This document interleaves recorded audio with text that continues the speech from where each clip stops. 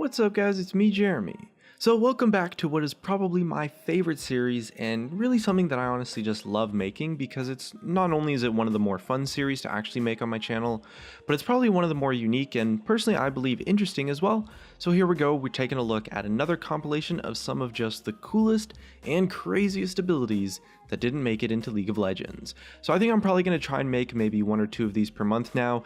It's a little bit tough because finding the right abilities is pretty challenging. It does take a lot of research, but this is the second one this month, so hopefully that's not too many for you guys, and I hope you enjoy. And if you liked the video, definitely hit that like button, and let's get started.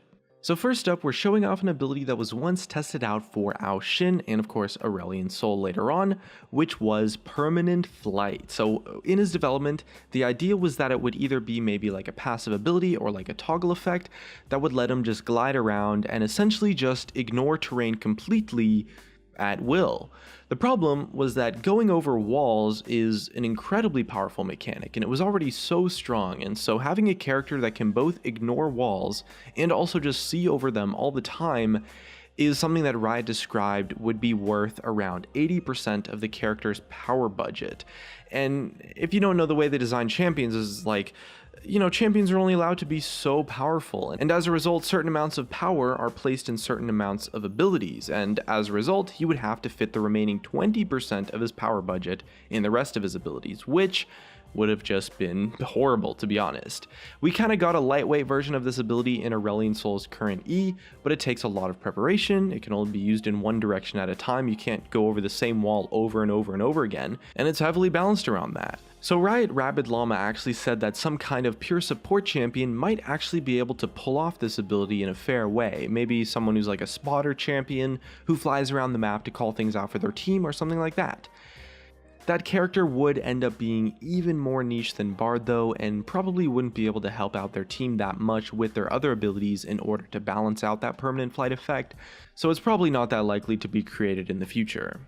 Next up, we have an ability that was described by a question that Riot Ezreal was asked about percent chance effects.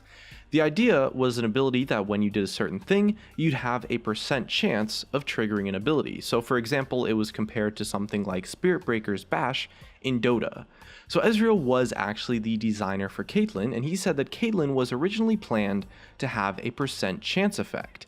They ended up removing the percent chance effect because introducing RNG elements to the game is something they just didn't want to do, and as a result they replaced it with her passive that she has now, and Riot really wanted to use RNG effects as little as possible, to be honest, and you can definitely see that when they remove the dodge mechanic.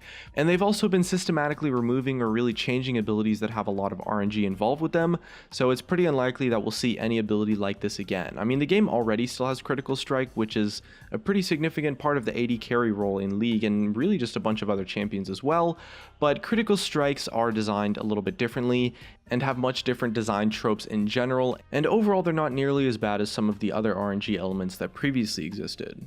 Next up, we have an ability that was originally planned for Veigar during his Season 4 rework, and we found out about this one from Smash Gizmo's Q&A a while back on stream, and it essentially worked by resetting Veigar's Meteor whenever he used them inside of an event horizon.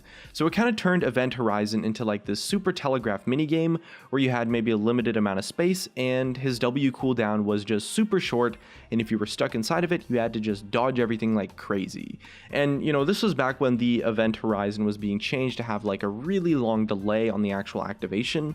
And essentially the idea was that since Veigar is kind of like this cartoon villain sort of character, it actually fits in really well thematically, since cartoon villains are kind of the characters that like to make totally ridiculous things happen that are just super easy to dodge, but if you actually do get hit by it, it just totally wrecks you.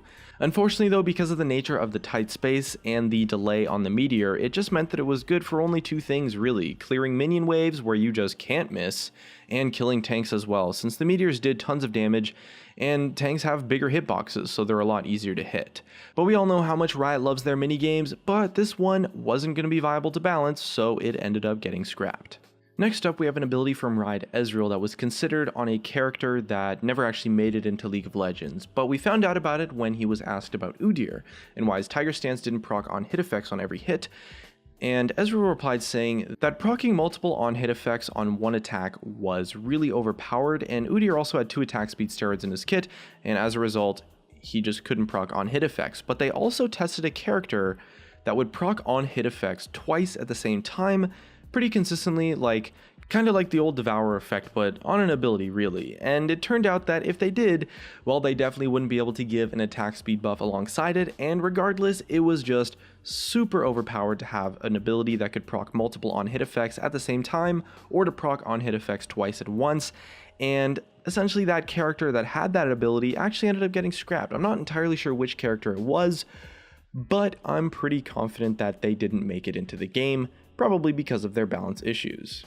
Next up, we have something that's a pretty cool idea for an ability, but with a little bit of a disappointing answer as to why it didn't actually make it into the game from Riot. So the idea was for a champion with an ability that would remove debuffs as a skill. So it kind of worked as like Quicksilver Sash or like maybe Mikhail's Crucible that you could target on an ally, but something that would remove all debuffs, not just, certain types of them.